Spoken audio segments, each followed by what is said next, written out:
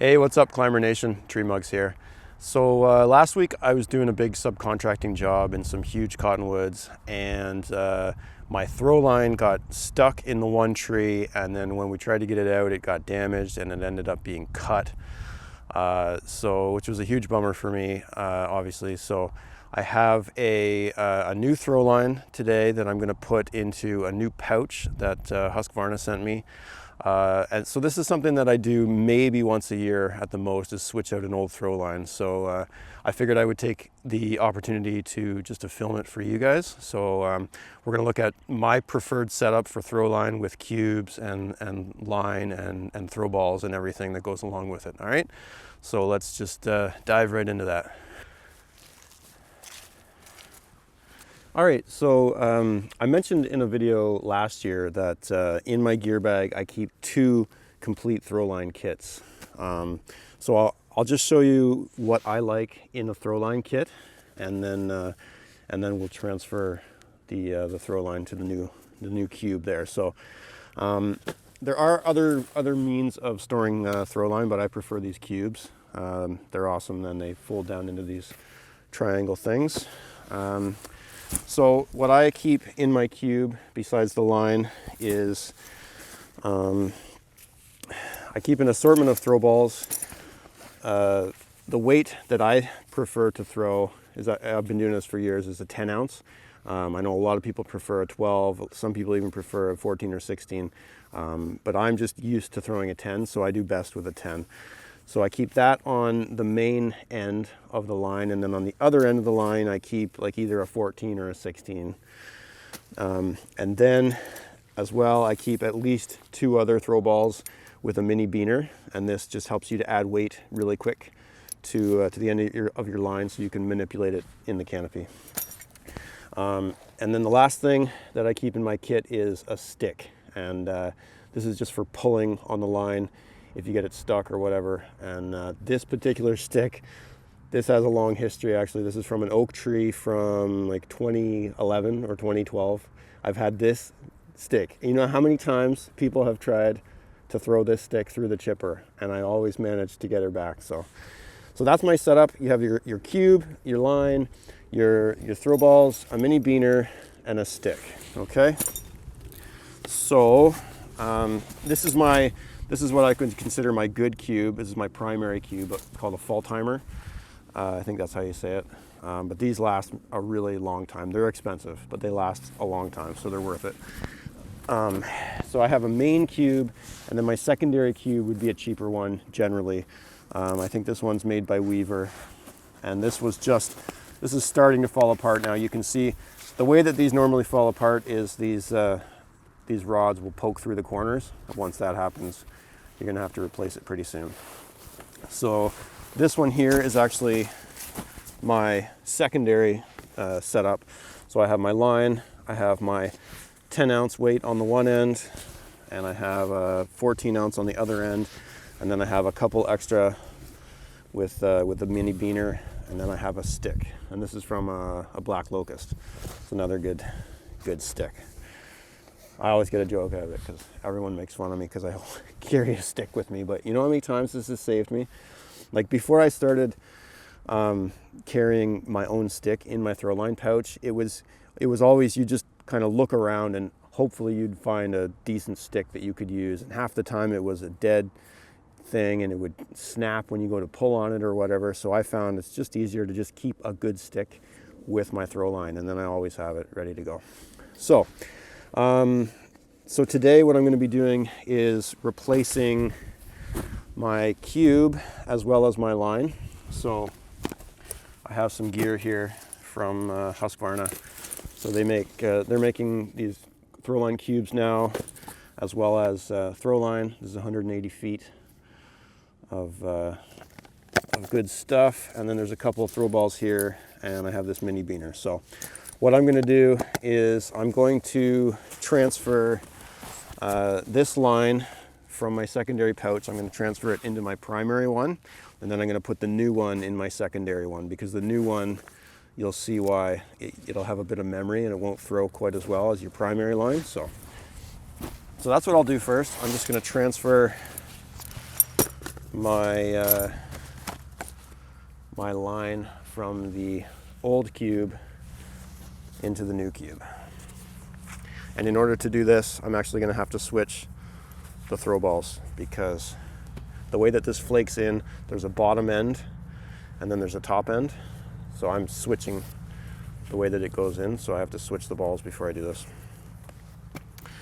Okay, so yeah, put my secondary ball on there.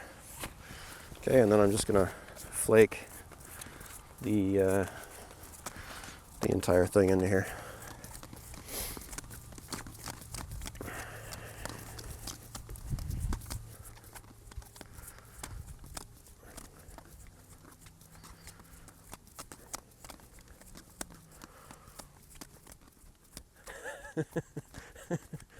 One eternity later. Okay, so there's the top end of my line, so I'll put my 10 ounce onto that. All right, so that is switched. Switch out some weights here, I guess, and take my extra 2 heavy weights, and I usually keep them on the side with the 10 ounce that I'm ready to throw for whatever reason. And then what I do with the stick is like when you open it up, you don't want to throw it with the stick in the bottom, because what will happen is the line will get caught and snagged on the stick. So I store it like along the side like this, but then when it's time to open it up and use it, I'll just grab it and I'll pop it in the other pouch, and then I'm ready to go. I can throw. Okay, so that's my primary cube set up. Now what I'm going to do is I'm going to open this new Throwline. Okay, so this is how Throwline comes. You know, it's tightly wound around this spool of cardboard, which means, of course, that it's going to have a lot of memory when it comes off.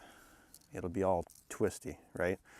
So one thing that's very important that I'll always do with a new Throwline is I will just tie it to a tree or something, and then I'll run it out the entire distance and I'll pull on it just to try and get some of that memory out.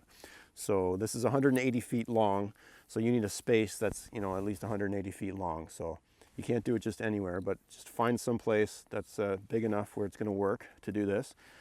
So I'm just going to take the end of my throw line here. There's a little tree over here, a little walnut.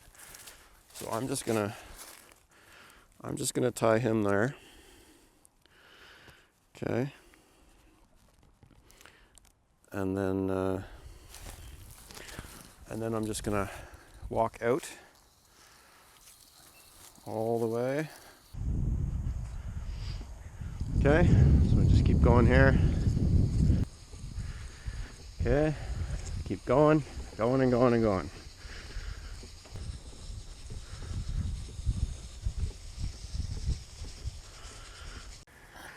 Okay, so just take it all the way to the end here. All right, and then what I'm gonna do is I'm just gonna tie a loop knot into the end.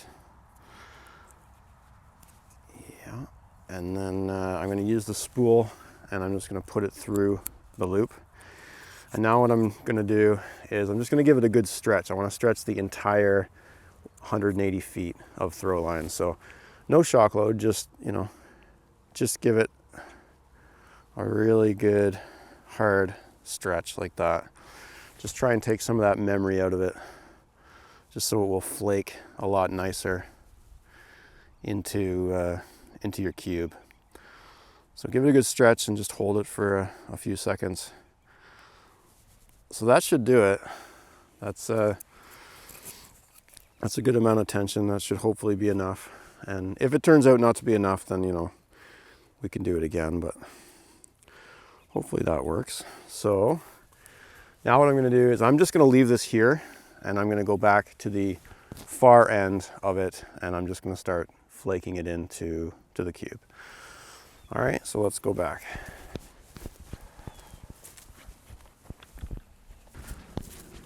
Okay, so back at the beginning here, just untie from this little tree. Should always slip your knots with Throwline, because obviously it's just so small, it's hard to untie. Okay, so here's my Throwline, stretched out and ready to go. Like I say, it's still not nearly as broken in as my old line. That's why I switched the old line into my primary cube. So I'm going to load the new line into my secondary cube, which is this one. So this is a brand new cube.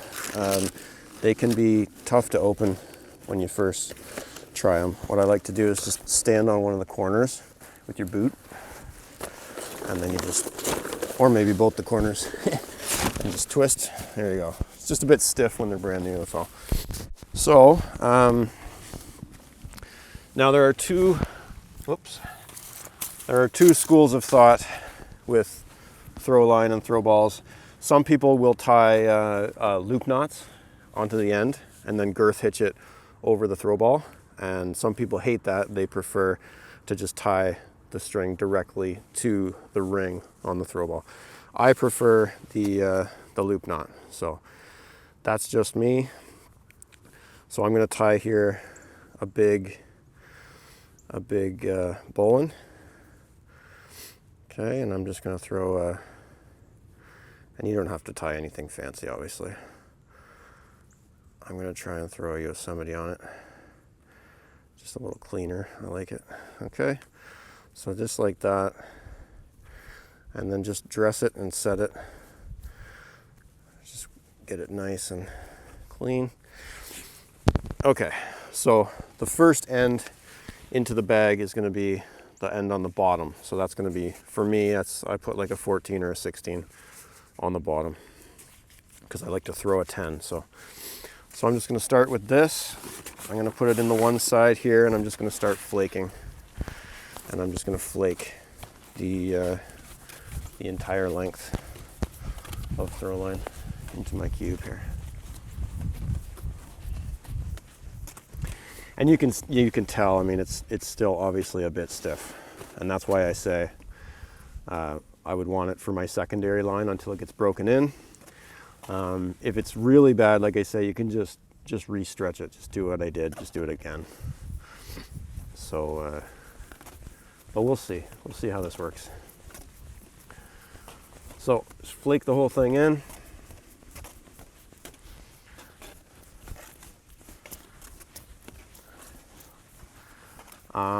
Another thing that I would mention, if you're going to use the double cube system like this, I would recommend having each Throwline a different color, right? So this one's orange and this one's yellow. That's going to help you when you start using them both together in the same tree to isolate something, or double bagging or whatever. It helps a lot if they're different color. So keep that in mind. All right. Here we are at the end. So again, just a big loop knot. Doesn't have to be anything special. You can do like a figure 8 on a bite. Will give you a nice loop knot as well. Just something not bulky.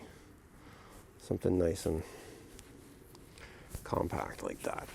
Okay? I'm going to pop my 10 ounce onto this end, because this is the top end of the line. So this is the end that will be throwable because it's on top. And then in that same pouch, I'm going to take these two extra cubes. So this is a 12 and a 14. So I'm going to throw these into here with the beaner like that. And then I'm going to put my 10, the one I like to throw, on top of those. And then the last thing is my trusty stick. So I like to keep mine, like I say, when I'm going to store it, I'm going to put it down like that. And then when it's time to use, when you open it up again, you grab the stick and you just pop it in the pocket, and then you're good to go. Okay, so then to close it off, you just twist it in the opposite direction, like this. And then it has a closure on either side here, so you need to look at how you fold it up. So it goes like this, and then it goes a second time like that, and then you can put the Velcro on. So that is that's my basic setup for throw lines and cubes and throw balls and sticks. So I hope that helps. Hope you can get some value out of that. I do have like a really not comprehensive, but a really cool Throwline video, or maybe a series of videos that have been in the works for a really long time, and I just haven't made them yet. So this will serve, I guess, as part one of that Throwline video series. So until next time, climb high, work smart, and read more. TreeMuggs out.